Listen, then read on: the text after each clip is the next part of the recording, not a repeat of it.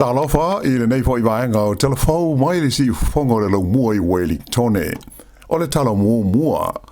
E iaia onga ua le o toi a vea I le fale e whai mai ai ini assignments mani essays at a maitia onga. Ona ua tele ina whaonga ina tama mateina onga le to mai wha teknolosi o le AI e wha atino ina ia tustusinga ai le o I latou na tustusia.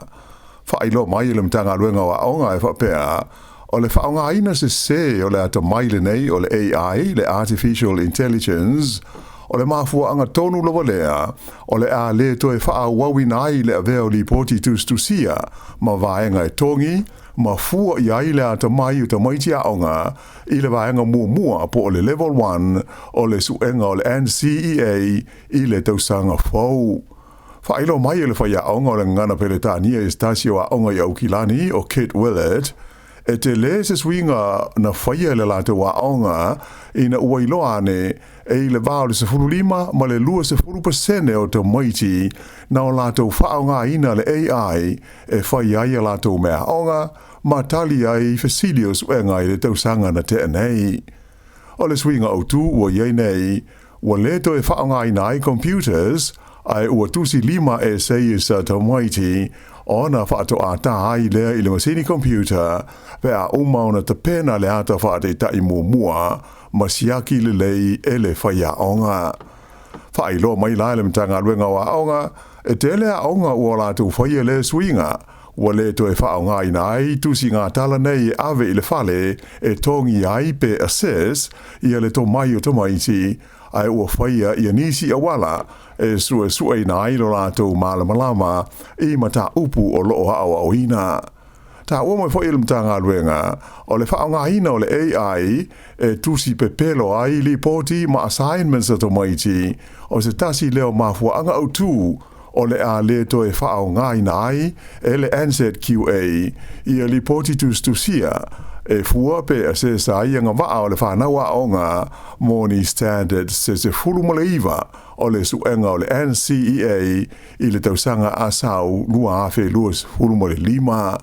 Ta o mai fa pe o lo ngā lua nei le mtanga luenga wa onga ma le NCQA mo nisi ta iala fau mo fa ya onga ma ta maitia onga I le pule le lei o le suenga le nei o le NCEA mai o le afa iai ni feido inga wha apitoa ma wha ia onga ma tai o a onga SSE a o le uma I le tausanga le nei. E whaani Universite o New Zealand o le afa ia se te e ala tau tangata whai ngā ruenga I le astofi o le vai aso nei, ona o se mata opolo o fina waia winga I o la tau tutongi. Whaai lo mai le uni o tangata whai ngā ruenga ia onga maulunga le tertiary education e tusa ma le whaafe le afa inga o sui a wai o le a fia I le nei te e ma le tau fia o la tau ngā ruenga. O Universite wha alo au fia I lea fuafuanga o le Universite o Aukilani, o le Universite o Massey I Palmerston North, wha pe ai le Universite o Canterbury, ma le Lincoln University I le motu I saute. O le mafuanga o tu o le te e, ona o le talia o se tārsanga tangata whai ngā ruenga, ina ia si itia o lātou tongi, ia sili atu na I lo le tongi tāla whea ngai ma le tau o le soifuanga po o le living wage. Whaalia mai fōi o le teiminei, o loo whaanga solo pia lava le I uma I taranoanga a le uni ma pūlenga o le University of Victoria I Wellingtone, ma le University of Otago I Dunedin, e winga I le nei lava ma tā upu. E le talia le whainga malo so whaatasi o loo iei nei New Zealand le whautuanga lo ia mai le mtanga lo ngō tūpe e mana o mia le tusa o le tolu piliona tā lai le tusanga ina I ausia ai le sini I le whaititia leo le tūlanga mativa o loo awha ina I ta maiti I te tono New Zealand. Se whaaringa mai le minsta mo le whaititia o tūlanga mativa o ta maiti o Louise Upston na I tāua I se tanoanga ma le wales whaasa lawa New Zealand e esele a wala ma le whainga lea tau mo whai ia I le lātou whainga malo, mai le fuafuanga le whainga malo sa ia I le leiba. Ta ua ai le tamaita I minsta, o loo mana o le malo so whaatasi, e wha le leia le tamao a inga o le tunuu, ma au nanga wha le soifua malo loina atoa ma o onga, le ngata I lea a ia whaato tele ina fo I tangata e whai ngā luenga mai a inga te tāsi ina ia whaai ti ai le tūlanga motiva le olo a whaai na ai tamaiti I le whaapunga fo I le nei wha peretania o le child poverty.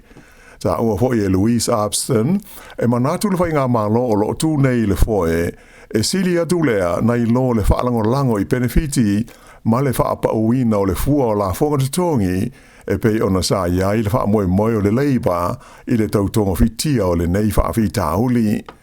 O le whainga malo o le leiba na o la tau whaatula I mai iai se fuafuanga whaatatia e da tau ona o I le wāluanga o le tausanga I luafe lua sifuru walu ua pa uifo mai le sifuru toru te si ma le toru pasene I le ono pasene la whaai o tau maiti o whea ngai ma whaina ona o le mativa ma le tango lima o la tau a inga. E lua ni whautuanga alo ia sa atu inatu il te maita I mean star o Louise Abston e le matanga luenga o le tupe e tu sai o le nei mata upu I le tautununga e le tau ona au sia I le wha moe moe le nei I le tausanga I lua afe lua hulma le walu pe ta ai ua wha ilo mai le mean star I le au tu stala e le tali tonu le whainga malo I lea whautuanga mai le ofisa tupe ona e manatu I la tau o le a tiri ai una whaalango lango le to tele o a inga mutamoiti I le benefiti mawhe soa swani mai I le malo. Ua whaino mai e le leo e whapea o le tino maliu le na maua o se li e le mamao mai le whaata noa o le Birchville Dam I Upper Hutt o le tangata lea na sue I le vāsu taruai o le mai ai o se tonga whaapitoa o whaamauni ai o le li le nei e ngo ia Brett Hill li mo se fulu tau sanga li po tia mai na li loa mai lona ai ngai le vai aso na tenei si dia ma le lima se fulu la wha ingo tangata sa so swani I sa ilinga mo le nei tangata sa whai le vai aso ai maisilas whareile taruai I le vaitafe o le Hutt River. I le taimi nei o le foi wa amata suenga I le mali wai o se tama itai I Rotorua a to manista ngata to lua na manu nu ati nga ina I seisi fale I le lava ai fa ilo mai le leo o fa la velave nei lua e fe so tai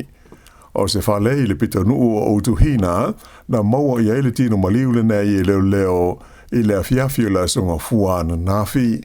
a o tangata e to lua ia na manu nu ati nga ina na maua I seisi fale le pita nu o Western Heights I Rotorua lava e mai o tāwhia nei I la oa ia mō tonga whitinga I le fale mai taimi nei e iaisa tangata o lo o viso swani I suenga leo o lo whaanga solo I le pongai o ia whaala me lave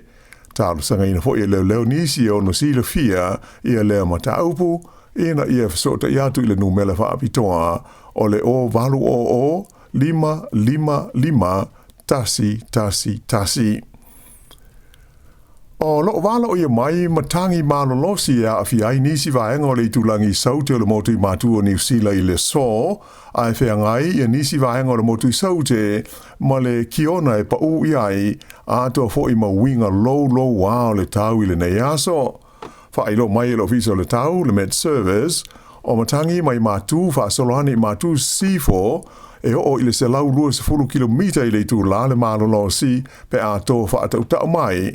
e a fiai vaenga ta lai o le Wairarapa wha pe a tu mongo le Tararua ma le tu malo le Hawke's Bay I Sauti Hastings a matalawa I le taia o le so e o atu I le tu lai lima I le fia na nei. Peita ai e tau na iai se swinga ma tau whaititia le maro losi o Iesa Vili I se taimi o le awa uli.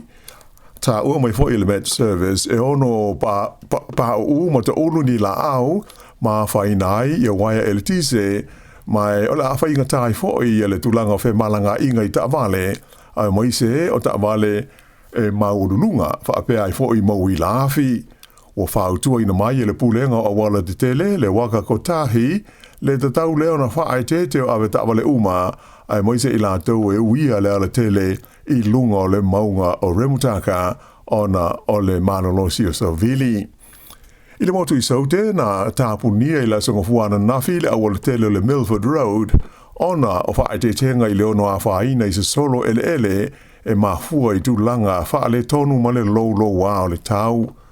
o le awala tele le nei nu me la iwa wha I le vale o Hollyford Road Junction ma le Don Valley na ma le Don River na tapunia mo feo ingo tamale ona o ia tulanga wha le tonu. Ai o lo wha moe o le ato e asia sia le awala I taimi o le so pe a whai e tau feo lolo winga wha le tonu o le tau o lo ha awhia I lea vaenga o New Zealand. O lo balo I mai fo I leo no mamafa o le kiona e pa uai I le awala tele nu me la ivas fulfai le so mai lama I le vavea na le ila e o atu I le iwa I le po a nā nei. Fa pe fo I o na yeila pata inga o le aisa ma le kiona e a awhia I le Crown Range Road le e fesota iai le ai o Queenstown ma Wanaka ma le Lindy's Pass I le awala tele nu me la malu. O whaatonu ina le minsta o le au whainga luenga le malo New Zealand, Nicola Willis, ia whaauru lunga o matanga luenga, ina ia tau mawhai e whaititia le whainga luenga mai le whaleo nisi o tangata whainga luenga le malo. Ta ua le minsta o le nei whainga e le ta tau na sa ona whaia, ai ia whaia I lunga o se ioenga ma se malienga mautu I le vao le tangata whainga luenga malana matanga luenga.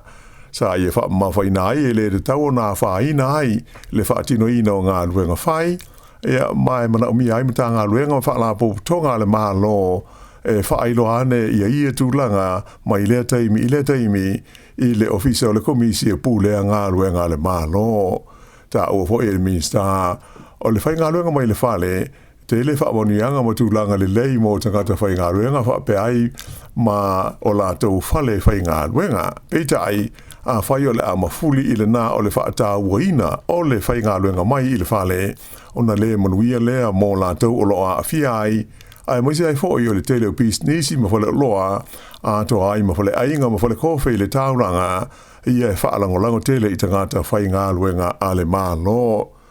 O le la o whaatonu I nai le minsta le taitei whono le komisi e pūlea ngā luenga le mālo New Zealand ina ia whaairo atu I whaaurulunga o mata ngā luenga uma ia ta ia la nei o mana o ai le whainga mālo e whaatino I le mata upule nei e a awhiai I la tau e ngā lulue mai I le whale.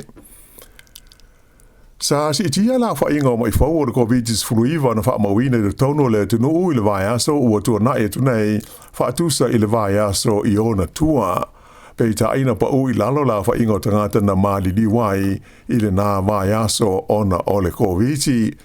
E tasi le afe ma le se fulu ma le lua le a whainga o mai whausa wha mawina I le tonu o le vai aso le na whai ui le vai luanga o le po le sa ai na o le lua I o maliu sa lipo tia mai ai e lima se fulu lua tangata na tawhi ai mo tongo fitinga I le tonu o whale mai ai lei seisi na tawhi e le vaenga o mai tinga ina. O le vai aso e ona tua sa atula I mai le fitu se lauruas furuvalu le a whai o mai fauna iai ai tolu le a whai o maliu. E o mai I le so ua o atu I le wha afe wha se lauruas fulmale ono le a whai inga o tangata o New Zealand ua whano le soifua ona o le COVID talu ona o mai I ona lau whanua. Isi fo I tunu o le lorolangi lipo tia mai ai ia le whai tau miliona o I la tau ua mali liu ona o lea lama wha mai taru mai le tausanga I lua afe se hulu ma le iwa. Ua whai lo mai le malo whalani le tō fia ai o le li e sua whai a François Noel Parfait a vea ma min staff o le vai whafo a lea fo I tunu o le li o tō fia o nas fultasi tausanga le soifua o le awhenga I nei ma le sa ilinga o se fo o vevesi ma whaalawelawe pe o na tūla I mai le tonu o motu o New Caledonia le ua o ai ua o atu I le se fultolu le a whainga o tangata ua mali liwai e au fi ai mani leo se to lua mai whalani. Whaaringa mai le ofisa o le pelestene o whalani le ai o pālena ta uai o le tofinga o le li le nei o pāwhei ua ve ai o ia ma min sta e li poti sao I le pale mio le tunu e tu sai o mata upu tau I le va o le malo falani ma isi e tunu I fafo. O lea tu langa ua ilo ai le toe fo I o lea tu finga I lo na tu langa ato toa I tu tonu o le kapeneta. O le li ua ve nei mo minsta fo o vai fa fo falani na ve mua mo pele stene o komiti o tula fono o le se na te falani mai le tausanga e lua afe lua se furu sa te le fo iso na fianga i se susuenga na whaie winga i le lumana i o New Caledonia mai sa masani o na malanga mai ai o ia i le Pasifika. I ta'alonga, i kirikiti whaalemao malo, ua manu malo Sri Lanka, i le ta'alonga whaita wina mua i le vāma le Black Caps a New Zealand. E lua se lau fitu lima aisa tuli e New Zealand, ina ia manu malo ai le ta'alonga, pe itai na umala tu pe e na o le lua se lau fultasi o la tu ai na maua. O le ta'alonga lona lua o le series le nei le vā o au lua, e amata i le stofi i le ai o call i Sri Lanka. E valu la whai o pine aulo na maua, ma malo ai le au si o mea ma mafa Sāmoa, i le tau wanga o si ngā o mea ma mafa malo le tau pulenga po le Commonwealth sa whaia i Fiji. E le ngata i ia pine auro, a e sa i fo i mani matati a fau o le Commonwealth, wha pe ai le Oceania, na whaatui na i le au si i le nei e Sāmoa. O se tango whainga u whaafia i na i le whalabo tonga o si ngā o ua mea mamafa a Sāmoa. O la whainga ato pine a Sāmoa na maua e valu auro tasi i le pine siliva ma le pine apa me mea e tasi. Ai whāni matati a fau o le Commonwealth na la tu whaatui na i Malaysi fo i whao matati a fau o ta'alonga a tunu o le Oceania. Mai o lea tūlanga lelei, o whape aio na maua umai la wanoa o la UCC a tōle nei mai Sāmoa e tau wahai i ta'alonga le Commonwealth o le asaso oi nei le tausanga e lua awhi luas fulma le ono. O pine auro e valua Sāmoa na maua i Fiji e au fi ai pine auro e tolu na maua e le auso o Don ma Jack o Pelonge whape alo la tu o fine la ititi o amatu o Pelonge. E au le whaai unga na nāre nei vaenga o Tala Fou.